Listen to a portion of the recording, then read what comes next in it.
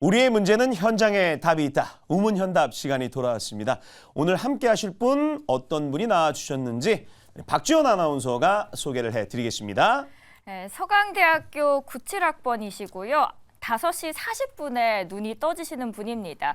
신방과 그리고 정치외교학과를 전공하셨습니다. 학창 시절에 신문 방송보다도 정치외교 그리고 역사, 철학 듣는 거를 더 좋아하셨다고 합니다. 경제 1타 강사, 금융 전문가 갓건영이라는 별명을 갖고 계신데요. 학창 시절에 정치사상가 수업, 현대 프랑스 철학 강정인 교수님의 수업을 가장 재밌게 들으신 분입니다. 오늘 모실 분은 오건영 팀장님입니다. 어서 오세요. 안녕하세요.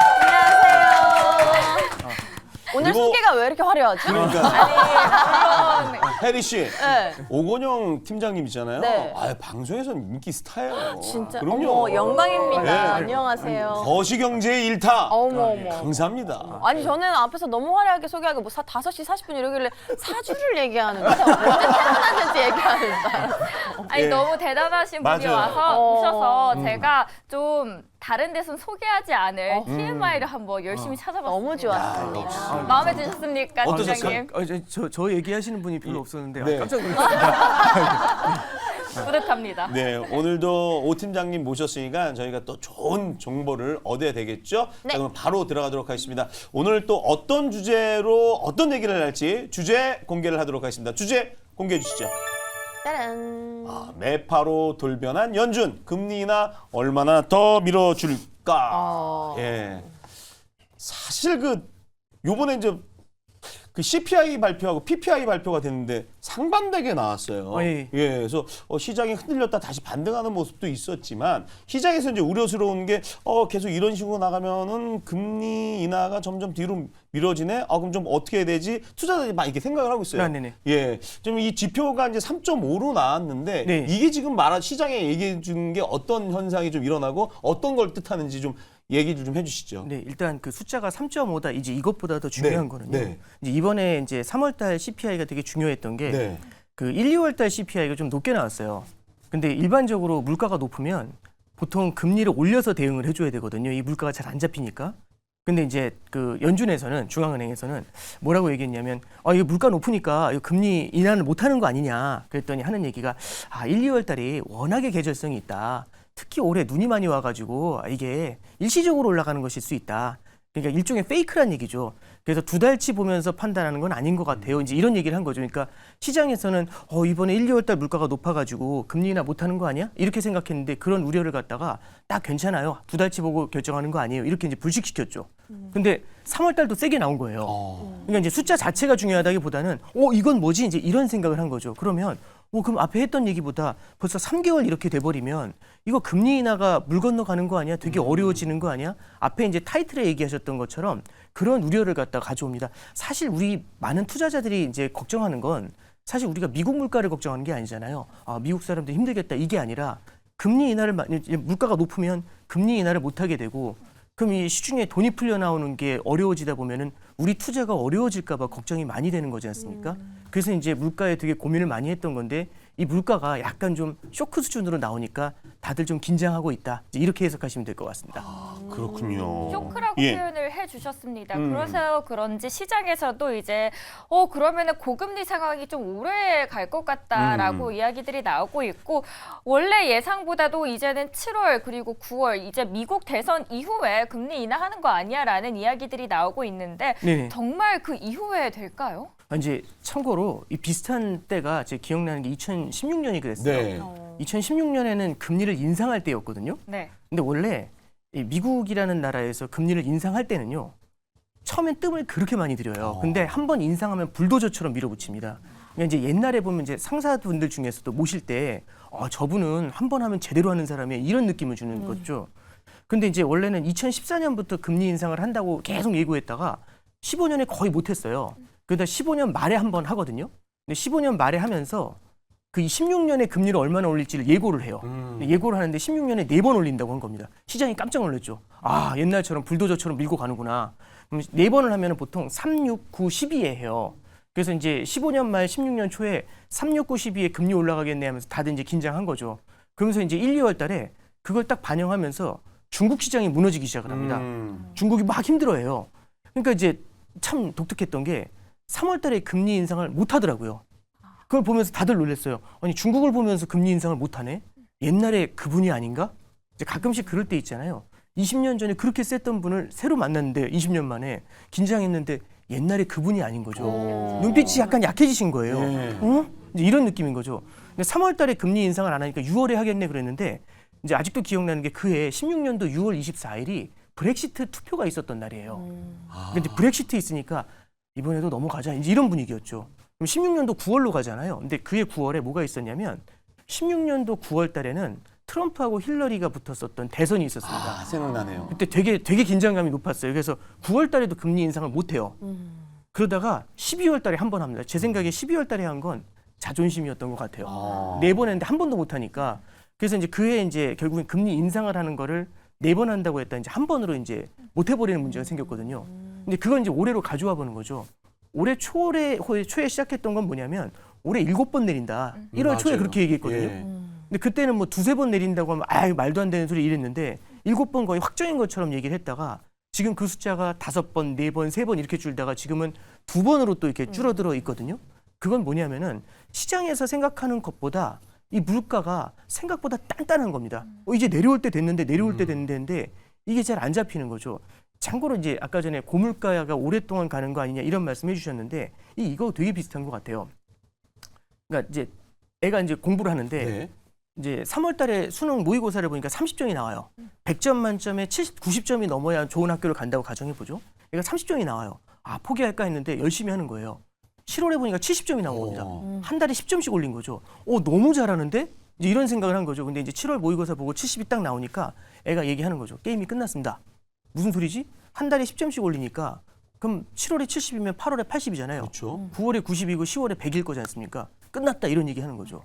근데 시험을 많이 본 사람들은 알아요. 30에서 70으로 올리는 게 어려운지 70에서 90으로 올리는 게 어려운지 어느 게 어렵죠? 후자가 어렵죠. 후자가 어렵죠. 근데 이게 이해가 안 되죠. 앞에는 40이고 뒤에는 20인데 예. 이 생각이 2배를 2분의 1밖에 아닌데 근데 우리는 알고 있지 않습니까? 킬러가 있다는 걸. 근데 이제 물가도 똑같습니다. 빠지는데요. 원래 이게 22년도 6월 달에 9까지 올라갔던 물가가 23년 6월에 3까지 쫙 빠져요. 1년 만에 6%가 빠지니까 와 이거 금방 오겠네 2%는. 근데 이제 마지막이 이게 참 어려운 겁니다. 3에서 2로 가는 걸 라스트 마일이라고 하는데 이런 거 같아요. 그러니까 다이어트를 하면 막 살이 쪽쪽 빠지는데 뱃살만 안 빠지는 거예요. 그렇죠. 왜 안 빠지지 해서 이제 물어보는 거죠. 이거 언제 빠져요? 했더니 그렇게 2년만 더 하면 돼 이런 거죠. 그렇게 인연. 예, 이게 이제 이해가 아주 쏙쏙되네요. 그게 이제 뭐냐면 네. 이게 이렇게 보시면 돼요. 임금에도요. 진짜 단단한 놈이 있어요. 진짜 안 빠지는 놈이 있어요. 예. 이 물가에도 그게 임금입니다. 임금은요. 한 번 올라가면 내려오질 않아요. 그러니까 유가는 올랐다 내렸다 하고 쌀값도 올랐다 내렸다 맞아요. 하는데 임금이라는 건 올라가면 내려오질 않거든요. 미국의 임금이 아직 전년 대비 4% 5%씩 오릅니다. 그런데 지금 우리 물가 목표는 2%잖아요. 다른 게 안 오르더라도 임금이 올라가게 되면 그걸 기업들은 제품의 가격에 전가를 하거든요. 시차를 두고. 그러면 이 물가가 생각보다 잘 안 빠지는 겁니다. 그래서 3에서 계속 작년도 6월 달에 3까지 내려오니까 끝났다 이랬는데 지금 1년 가까이 지났는데 3.5예요. 이건 뭐지? 이러면서 이거 오래 가겠네? 라는 생각을 하고 있는 게 지금의 단계다라고 보시면 될 것 같습니다. 네. 이해가 쏙쏙 되죠? 다이어트에 비교하니까 너무 그냥 와닿아요. 저는 개인적으로 네. 오히려 이제 다음 달 5월에 4월 CPI를 발표하잖아요. 네, 그렇습니다. 이 지표가 상당히 중요할 거라고 보거든요. 예. 팀장님은 어떻게 보시나요? 네, 굉장히 중요한 예. 지표가 되고요. 왜냐면 이제 3월달 지표를 보면서도 다들 이제 사실 연준도 눈동자가 좀 흔들리는 느낌이에요. 그 연준 내에서도 이제 위원들이 18명, 19명이 모여가지고 토론을 하거든요. 네. 근데 이 다 똑똑하신 분들이잖아요. 그럼 서로 간에 알력이 있어요. 아무래도. 그러면은 누가 더 똑똑한가 이제 이런 걸 잴 수는 없지만 거기서 이제 헤게모니를 얻는 사람은 누구냐면은 보통 말한 걸 맞추는 사람. 나는 이렇게 얘기했고 저 사람은 이렇게 얘기했는데 제가 말한 대로 가요. 그럼 이 사람이 말한 쪽으로 몰려가거든요. 점점. 근데 이제 그런 분이 누가 있냐면 시카고 연은에 이제 굴습이라는 분이 있어요. 네. 그분이 이제 작년에 이제 어떤 걸 얘기했냐면 보통 일반적으로 저도 교과서에서 보일 때는 물가가 높을 때는 결국 이 물가를 잡으려면 경기가 안 좋아져야지. 그러니까 가격이 높은데 수요가 사라져야 경기가 안 좋아서 그래야 물가가 내려오거든요. 그래서 경기가 안 좋아지지 않으면 물가를 잡을 수가 없다. 이런 입장인데 대부분 다 이분만 아니다 상관없다. 경기가 그냥 지금처럼 좋더라도 물가 내려올 수 있다. 이렇게 얘기를 했거든요. 그분의 말대로 사실 여태까지 흘러왔어요. 그러니까 이분이 이제 사실 힘을 많이 얻은 거죠. 네. 그래서 이제 금리 인하해도 된다, 더 내려온다 물가 이렇게 이제 얘기를 했는데 최근에 그게 조금씩 빗나가기 시작을 하니까 이제 오늘 새벽에 이제 그분이 한번 얘기를 하셨는데 뭐라고 하셨냐면 이거 좀 고민을 좀 해봐야 되는데 이제 이렇게 말이 좀 바뀌기 시작을 하죠. 이렇게 되면은 연준 쪽에서도 되게 고민을 많이 하게 되고요. 4월달 물가도 높은 수준을 유지하게 되면은 분위기가 조금은 좀 바뀔 수가 네. 있습니다. 그래서 말씀하셨던 것처럼 4월달 CPI도 우리가 주의 깊게 봐야 된다. 이게 5월 중순에 발표하니까요. 네. 한번 그것도 같이 볼 필요가 있을 것 같습니다. 알겠습니다. 그 추가로 그 JP 모건 체이스 회장이 네네. 금리 8% 시대 시나리오를 대비하고 있다라고 하면서 네네. 고금리의 장기화에 대해서 경고를 했는데 네네. 왜 그런 이야기를 했는지 또는 팀장님은 어떻게 이걸 바라보고 계신지가 이제 궁금합니다. 예, 그분 이제 사실 마켓의 구루고요. 저도 그분 얘기하시는 건 거의 많이 봐요. 네. 근데 이제 이분은 경영을 하잖아요. 경영을 하시는 분들은 아무래도 여러 가지 시나리오를 고민해야 됩니다. 그래서 이분이 8%로 간다 이게 아니라 금리가 굉장히 크게 변동할 수 있는데 2%에서 8%까지 다양한 시나리오를 다 상정을 하는 거예요. 그러니까 예를 들어서 오늘도 이제 뭐 이란이랑 이스라엘의 분쟁이 커질 것 같다라고 얘기하면서 유가가 올랐거든요. 네. 근데 이런 분쟁이 더 커지게 되면은 유가가 생각보다 더 많이 올라갈 수 있습니다. 그럼 유가가 예를 들어 100불, 150불 이렇게 올라가게 되면은 물가가 8% 그러니까 물가가 굉장히 오랫동안 높아지고 금리를 더 올려야 되는 문제가 얼마든지 생길 수 있죠. 네. 그래서 이분은 시나리오를 다양하게 연구를 해놔야 우리가 어떤 시나리오에 왔을지 대응이 되는 거잖아요. 네. 그래서 이제 8%라는 시나리오가 그렇게 된다가 아니라 그럴 수도 있으니까 그런 것들도 대비하자. 이런 관점에서 얘기를 하신 거고요. 저는 오히려 이제 그런 부분들보다 조금 더 고민해야 되는 게 지금 물가가 마지막에 이게 잘 안 잡히고 있지 않습니까? 네. 이제 이 안 잡힌다는 것도 고민을 해야 되지만 이게 얼마나 오래 갈까 이제 이런 생각을 하는 거죠. 어떤 말씀을 드리고 싶냐면 연준의 물가 목표는 2%입니다. 2%를 넘어가면 인플레이션이라는 병을 앓는 거예요. 네. 근데 언제 2를 넘었냐면 21년도 3월에 넘었습니다. 21년도 3월이면 지금이 24년 4월이니까 3년이 넘었잖아요. 그럼 이제 예를 들어서 인플레이션이라는 기침을 하는 사람이 있는 거예요. 그 사람이 3년 동안 기침을 하는 겁니다. 기침을 3년 동안 하면 약간 고질병 같은 느낌이 들잖아요. 그렇죠. 네. 고질병의 특징이 뭐냐면 잘 안 나요. 근데 두 번째는 완치가 되더라도 이게 치료가 되더라도 완치가 안 되기 때문에 조금만 무리하면 재발을 할 수가 있어요. 그러니까 이제 물가가 언제든지 다시 민감하게 탁탁 튀어오를 수 있죠. 그러면 고질병으로 입원했다 퇴원할 때 보통 의사가 다 나았으니까 가서 행복하게 사세요 이러지 않잖아요. 그렇죠. 이거 언제든지 재발할 수 있으니까 옛날처럼 그렇게 하시면 안 된다고. 항상 행동하실 때 조심하시고 그다음에 식단 관리 이런 얘기 막 하잖아요. 인플레이션도 똑같습니다. 이게 고질병이 되잖아요. 그럼 이제 예를 들어서 금리도 옛날처럼 제로 이렇게 못 낮춰요. 이렇게 하는 순간 탁 튀어오르니까 재발하니까. 그러면 옛날보다 높은 금리를 꽤 오랜 기간 가져가야 될 수가 있습니다. 그러니까 옛날처럼 생활하지 못하고 참 이게 제약적인 생활을 해야 되는 거죠. 그래서 이제 다들 얘기하는 게 뭐냐면 higher for longer라는 말을 써요. 네. 이게 이제 higher라는 게 보다 높다라는 영어로 비교급이잖아요. 그럼 이게 뭐보다 높다가 이 지금보다 높아진다고 그게 아니라 옛날에 우리가 익숙했었던 금리보다는 높은 레벨을 longer라는 말이 보다 오랜 기간이잖아요. 네. 우리가 생각하는 것보다 오랜 기간 유지해야 되는 그런 일이 벌어지지 않나 이제 그게 지금 현재 시장에서는 가장 큰 이슈다라고 보시면 될 것 같습니다. 네. 네네. 그렇군요. 그 저것도 있더라고요. 저도 공부하다 보니까 트루플레이션 지수가 있더라고요. 아, 예. 이게 보다 보니까 지금 또 안정적이더라고요. 네네. 그러니까 1.74 정도 지금 나오고 있거든요. 네네. 그러니까 요걸 보면서 아직 미국 경제는 좋을 것이다라고 내다보는데 네네. 우리 저 오건영 팀장님은 어떻게 보시나요? 이게 이제 예. 여러 가지를 좀 볼 필요가 있는데 미국 경제가 굉장히 탄탄한 게 사실입니다. 네. 지금 다른 나라들하고 좀 비교를 해보면 지금 이제 이게 약간 환율하고도 연결이 되는데 네. 잠깐 보시면은 결국에는 성장이라는 게 있고 물가라는 게 있어요. 물가가 높아도 소득이 높으면 잘 버티잖아요. 살 수가 있거든요. 그렇죠. 그러면 이제 이 물가가 수요 사이드가 워낙 세다 보니까 물가가 잘 안 내려온 문제가 네. 생길 수 있어요. 근데 지금 다른 나라들도 물가가 다 높아요. 다른 나라들도 다 물가가 높은데 문제는 다른 나라들은 미국만큼 강하지 않습니다. 그럼 이제 이게 어떤 문제를 만들게 되냐면 미국 같은 경우는 잘 버티는데 다른 나라들이 이제 힘들어할 수가 있는 거죠. 그럼 그 나라들이 버티질 못하고 금리를 내려요. 그럼 미국은 금리가 높은데 다른 나라들이 금리를 쭉쭉쭉쭉 내리지 않습니까? 그럼 미국 금리는 높고 미국의 성장도 셉니다. 근데 다른 나라는 금리도 낮고 성장도 약해요. 그러면은 돈이 다 어디로 몰리냐면 성장도 높고 금리가 더 높은 쪽으로 확 몰리게 되겠죠. 그러면은 미국의 자산을 사야 되지 않습니까? 우리가 미국에 예를 들어 채권을 산다, 주식을 산다 할 때 제일 먼저 뭘 사야 될까요? 달러. 달러부터 사야죠. 예. 그러면 환율에서도 달러가 세지는 문제가 생기고 있죠. 그래서 이제 말씀하셨던 것처럼 미국 경제가 탄탄하다 이제 맞는데요. 이게 전 세계가 같이 탄탄하면서 미국이 탄탄하면 정말 드림인데 이게 불균형이 생겨 있는 거잖아요. 네. 이렇게 되면 자본이 한쪽으로 쏠리는 문제가 생기게 되고요. 이거는 나중에는 결국에는 미국도 혼자서만 성장할 수는 없거든요. 미국도 수출이라는 걸 해야 되는데 주변 다 쓰러졌는데 혼자 잘 나간다? 이게 쉽지 않거든요. 그래서 이거는 시차를 두면서 미국에도 부메랑처럼 돌아올 수 있는 네. 문제를 만들 수가 있습니다. 아니 환율 아까도 얘기했지만 환율이 지금 너무 네네네.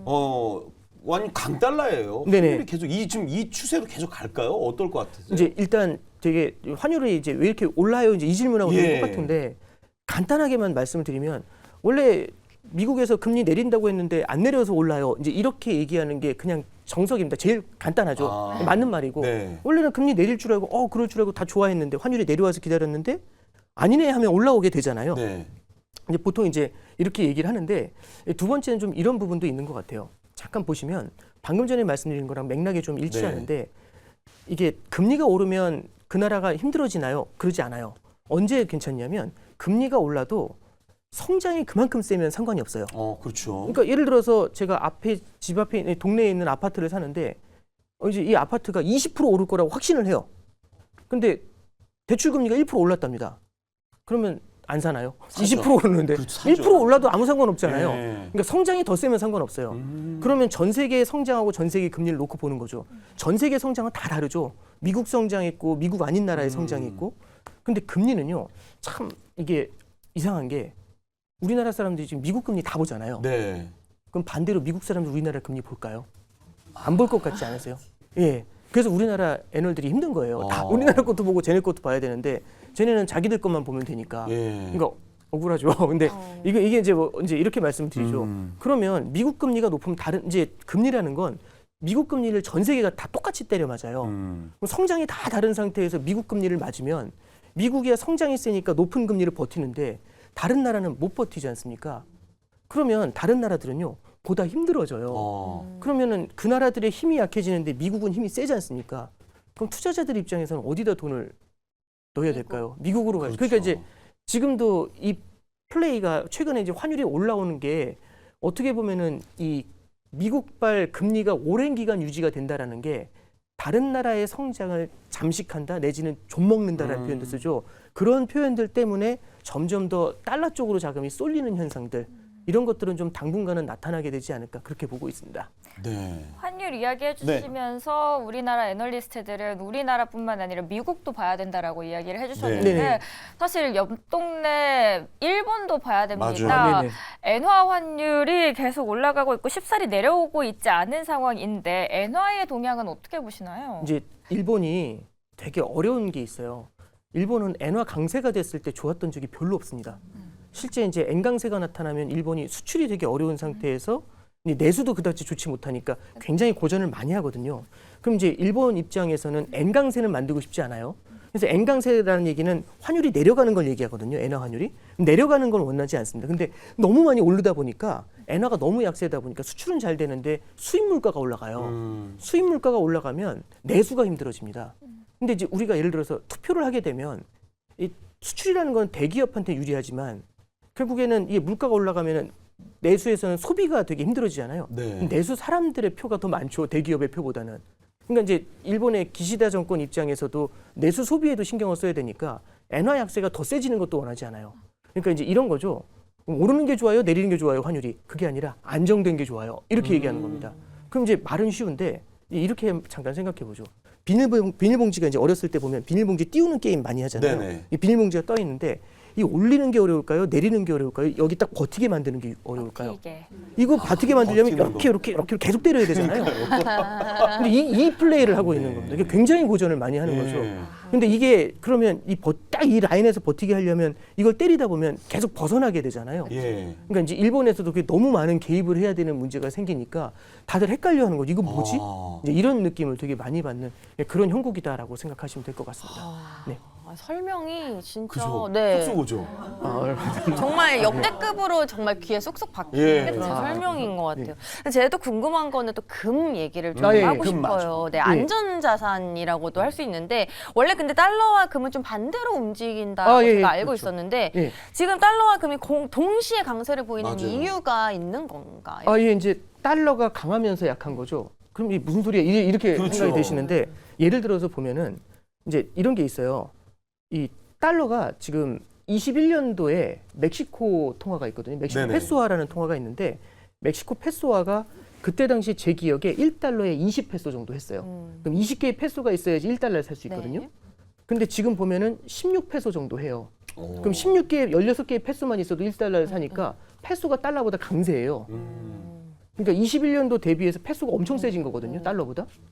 그럼 페소 대비 달러가 약세잖아요. 그죠? 근데 이제 잠깐 보면은 21년도에 우리나라 원달러 환율이 1,100원이었어요. 네. 지금 1,370원이거든요. 네. 그럼 원화가 엄청 약해진 거지 않습니까? 달러 대비. 네.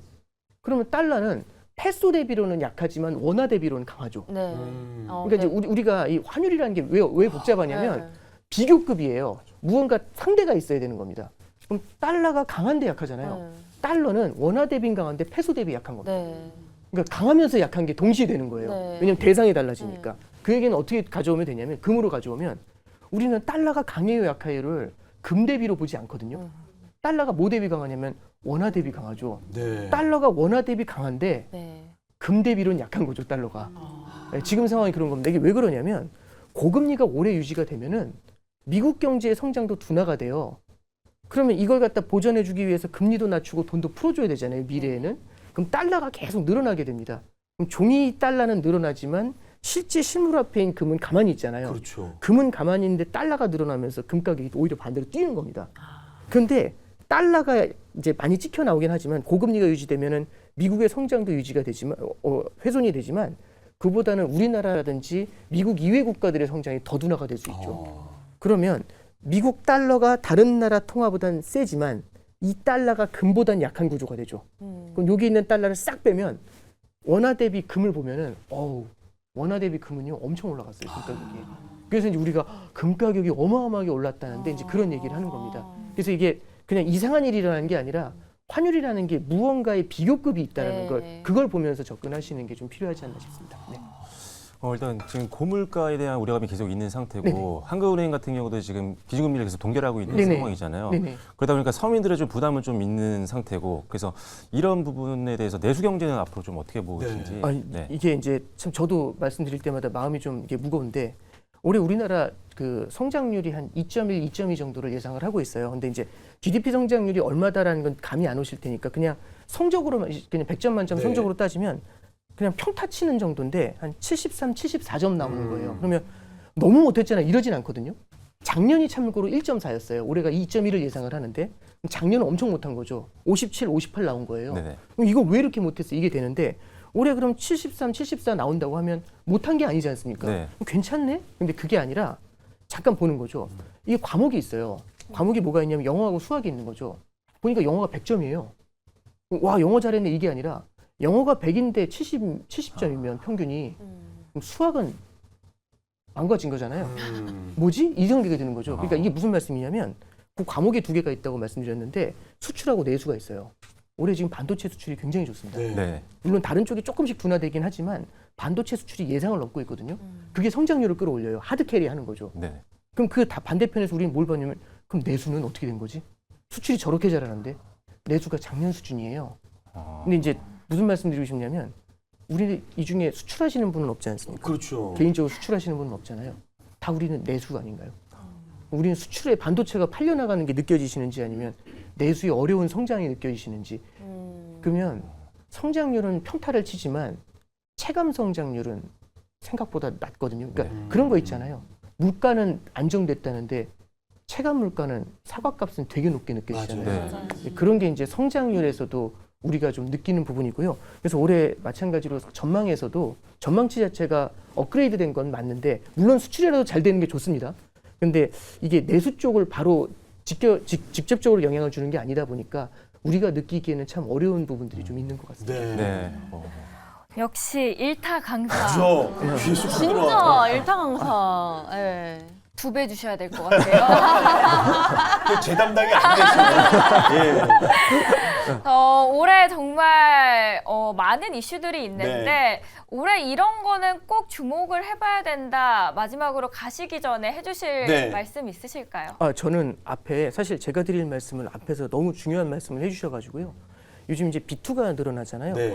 이제 뭐냐면 사람들의 쏠림이라는 게 나타나는 것 같아요. 왜냐하면 이 쏠림이라는 건 누가 나보다 많이 벌었다는데 이 생각이 들 때 되게 두렵거든요. 이게 왜냐하면 나보다 많이 번 사람이 뭐 워렌 버핏이 나보다 많이 벌었어 이런 포기하잖아요. 그렇죠. 근데 저보다 못할 것 같은 친구가 많이 벌면 저건 아닌 것 같은데 내가 더 잘 벌 것 같은데 이 생각이 당연히 들거든요. 예. 근데 이제 사실은 어떤 거냐면 그분은 먼저 사놨잖아요. 그럼 저는 뒤에 들어가는 거지 않습니까? 네. 투자의 핵심은 내가 산 걸 누군가 뒤에서 비싼 값에 사주는 게 포인트거든요. 근데 이제 이게 결국에는 그러다 보니까 한쪽으로 쏠림이 생기면 뒤에서 계속 밀어 올려요. 근데 이걸 갖다가 계속 밀어 올리다 보면 더 많이 먹으려면은 빚을 내서 들어오게 되잖아요. 그래서 이제 비투가 일어나는 건데요. 빚이라는 게 많아지게 되면 특히 영끌이라는 게 심리적으로 굉장히 불리한 게임입니다. 네. 왜냐하면 계속 올라가지 않으면요. 옆으로 기기만 해도 되게 부담스러워요. 왜냐하면 이자가 나가니까 초조해지죠. 반대로 떨어지잖아요. 패닉이 옵니다. 이자도 나가고 자산 가격도 빠지니까. 이러면 심리적으로 쫄려요. 그러면 떨어지다가 조금만 뛰어도 다 던지거든요. 그래서 이런 심리적으로 불리한 위치에 가는 게임을 하면 아무래도 초심자들 입장에서는 굉장히 큰 낭패를 볼 수 있으니까 B2 이런 거는 특히 올해는 더욱더 조심하셔야 될 것 같다. 특히 금리가 높을 네. 때 이런 조언을 좀 드리고 싶습니다. 감사합니다. 우리 모두 진짜 명심합시다. 예. 명심합시다. 시간이 모자란 게 너무 네. 아쉽습니다. 예, 오늘 나와서도 저희한테 너무 쉽게 잘 설명해 주신 우리 오건영 팀장님 보내드리면서 이 시간 마치도록 하겠습니다. 오늘 나와서 너무 감사합니다. 고맙습니다.